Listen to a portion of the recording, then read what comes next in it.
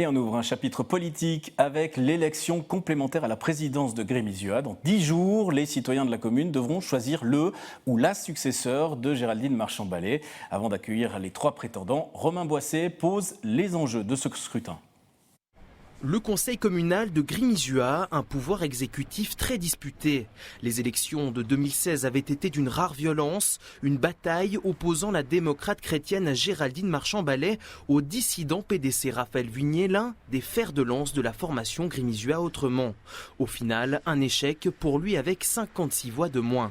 Une campagne à couteau tiré et des plaies qui ne cicatriseront pas durant cette dernière législature éclaboussée par plusieurs affaires, dont 2 décisions judiciaires en défaveur de la commune.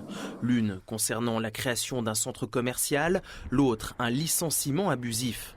Sur le coteau de l'Adret, les dissensions se sont multipliées, poussant même l'ensemble du comité PDC de la commune à démissionner en bloc. Aujourd'hui, le départ anticipé de Géraldine Marchand-Ballet relance la course à la présidence. Ils sont 3 à vouloir s'emparer du fauteuil. Il y a le franc-tireur Raphaël Vignier. Pour convaincre, il met en avant son expérience, son bon score lors des dernières élections, ainsi que son réseau. Face à lui, Myriam Ernest-Savio, l'élu PDC a déjà passé 7 années au conseil communal. Meilleur élu du parti en 2016, elle entend aujourd'hui ramener de la sérénité sur la commune. Et puis il y a le vice-président, le PLR, Frédéric Vignier. Il fait de son parti un atout en se présentant comme une alternative au duel acharné PDC Grémisua autrement. 3 papables, un seul élu au final, un président qui gouvernera jusqu'aux élections communales de novembre où les cartes seront une nouvelle fois rebattues. Et les 3 candidats sont avec nous. Bonsoir à tous les 3. Merci beaucoup d'être avec nous. On va évoquer avec vous pendant quelques minutes cette présidentielle complémentaire. D'abord, peut-être une question orthographique, Frédéric Vignier. Avec ou sans I après le GN? Parce que sur le site officiel de la commune, c'est avec le I. Sur les bulletins de vote et sur votre flyer, il n'y en a pas. Alors sur le livret de famille, c'est sans le I, ça c'est une déclaration pour beaucoup de mes détracteurs. Et par contre, on avait pris l'habitude depuis plusieurs générations d'écrire avec le I, donc j'écris sans le I en moyenne une fois chaque 4 ans. Ça peut arriver que ça soit déjà après 3 ans. Voilà, c'est après 3 ans. Il y aura donc 2 Vignier et une Ernest-Savio comme ça sur ces bulletins de vote. Alors, déjà une question peut-être pour tous les 3. Qu'est-ce qui vous a poussé à vous lancer? Je reste avec vous, Frédéric Vignier. Alors, 2 candidats qui avaient affiché leur velléité de se lancer, donc monsieur Raphaël Vignier, dissident PDC, madame Myriam Ernest-Savio, PDC. Une 3e alternative peut être proposée par un parti un peu plus neutre depuis les dernières élections. C'était une des motivations, donc une alternative légitime, puisque portée par le vice-président sortant.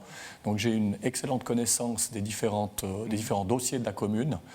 Et du coup, lors de l'annonce de la démission de Mme Marchand-Ballet, l'idée est tout à fait venue naturellement que le vice-président se pose la question si oui ou non on se lançait. La réponse, elle est connue. Voilà, le côté naturel, Myriam Ernest-Savio, aussi pour vous, puisque Géraldine Marchand-Ballet, PDC, démissionne, une PDC peut prendre sa place, c'est ça aussi la démarche? Je pense que c'est légitime qu'une PDC se lance à la présidence. Ce qui fait ma légitimité aussi, c'est que ça fait 7 ans que je siège au sein du conseil communal. Vous, c'est votre 2e législature. Exactement, c'est ma 2e législature. Je pense que j'ai fait du bon travail, que j'ai répondu aux attentes des citoyens. Et puis, j'ai vraiment pas à rougir de tout ce que j'ai fait. Et puis, c'est mon bon cœur qui m'amène à viser cette présidence. Donc, logique que le vice-président se lance, logique que la meilleure PDC élue se présente, et logique aussi que l'ancien combattant de Géraldine Marchand-Ballet se présente aussi, c'est ça? Oui, tout à fait, puisqu'on dit, moi je pense qu'ici on fait une élection de personnalité et pas de parti. Donc on a parlé tout à l'heure d'expérience, c'est vrai que je suis le doyen des 3, donc c'est quand même un avantage pour moi, parce que j'ai une expérience de vie qui est un petit peu plus longue qu'eux. Donc ce qui fait que je peux me mettre en avant, parce que c'est vrai qu'actuellement, le travail de président, il faut avoir les épaules lourdes, il y a beaucoup de contraintes, et puis il faut être présent, et il faut être présent aussi dans la population. 7 conseillers, 3 candidats à la présidence. L'ambiance autour de la table, elle est comment? Elle est électrique actuellement, Raphaël Vignier? Pas plus que les 3 précédentes? je n'étais pas là au début, mais les 3 années qu'on a eues ici, en fait, on a eu plus de 60 conseils. Moi, j'en ai loupé, je crois, 2. Ouais. On a toujours pu décider à l'unanimité pour 90% des dossiers. Il y a une dizaine de pourcents de dossiers, on a dû batailler, mais c'est normal. Par contre, d'une fois qu'on avait fermé la porte, on était à l'intérieur, on ne s'est jamais pris de bec, on n'a jamais levé le ton, et ça s'est bien passé. Après, c'est clair qu'il y a une partie émotionnelle, et ça, on n'arrivera pas à l'enlever. Dès qu'on sort du conseil, les gens sont quand même un petit peu omnubilés par ce qui s'est passé avant. Et pour nous, c'était ça qui était difficile. Par contre, à l'intérieur du conseil, on n'a jamais eu de problème. Possible de faire son travail. Les citoyens de la commune se disent parfois que c'est tendu depuis les dernières élections communales, il y a donc 3 ans maintenant. Myriam Ernest, vous avez pu toujours travailler sereinement dans ce conseil? Alors, je pense qu'on a toujours pu travailler, qu'on a pu amener nos idées. Sereinement, c'est un grand mot. Je pense qu'on a quand même eu un manque de collégialité au sein du conseil. Que certains... Mais à cause de quoi ? Certains conflits de personnes, et puis cela a compliqué certaines décisions, ça c'est clair. Mais je pense que pour ma part, j'ai pu me distancer de ces conflits et puis des personnes qui attisaient ces conflits aussi. Vous n'avez pas cité de nom, j'imagine. Je ne vais pas citer de nom, non, je pense que ce n'est pas nécessaire. Vous me disiez en préparant cette interview, Frédéric Vignier, que collégial pendant le conseil, mais après vous n'allez pas boire des pots tous ensemble. Alors non, je vous avais justement précisé qu'après le conseil, quasiment après chaque séance de conseil, il était possible de boire un verre. Tout le monde ne restait pas. Alors pas forcément tout le monde. En tout cas, ceux qui sont ici autour de la table, je crois qu'on se rencontre très régulièrement après la séance de conseil. Donc effectivement, une ambiance de travail pas forcément conviviale, mais en même temps, on n'est pas au conseil communal... comme en colonie de vacances. Comme en colonie de vacances, mais une ambiance de travail dans laquelle on a pu faire notre job. Dès lors, comment faire? Parce que les citoyens de la commune le savent, il y a eu cette bataille il y a 3 ans, ça a été violent, il y a eu ces affaires, on en a parlé dans le reportage, le comité du PDC qui a démissionné en bloc, le PDC de Grimizua. Comment faire dès lors pour ramener la sérénité autour de la table, Myriam Ernest? Alors moi, tout simplement, déjà, on va devoir ramener de la sérénité, pas que autour de la table du conseil, mais aussi avec les employés, avec tout le monde, avec les citoyens. Mais pour le conseil, déjà donner sa place à chacun, redonner la parole à chacun, et puis que tout le monde se sente impliqué, et puis qu'on ne perde pas du temps inutilement à se compliquer la vie avec des conflits, mais tout simplement en travaillant, puis en apportant des idées au sein du conseil. Ça sera possible aussi pour vous, si vous êtes élu président, de ramener cette sérénité, Raphaël Vignier? Bon, je l'ai dit tout à l'heure, moi je pense que la sérénité est déjà là, simplement il y a beaucoup d'émotions dans ce qui a été fait. À partir du 1er janvier, je dirais même à partir de maintenant, le 1er janvier, on a quand même eu une échéance entre deux. On est prêt à travailler ensemble et les gens qui sont au conseil, c'est des gens de bonne foi, c'est des gens qui sont là pour rendre service à la population, ça s'arrête là. On n'a aucun intérêt de le faire différemment et on n'a aucun enjeu, en tout cas nous trois, ou politique pour aller plus haut, ou au niveau économique ou autre. Donc on est là pour travailler. Est-ce qu'on peut dire qu'aujourd'hui, les guerres partisanes, peut-être même les guerres de famille, elles sont terminées?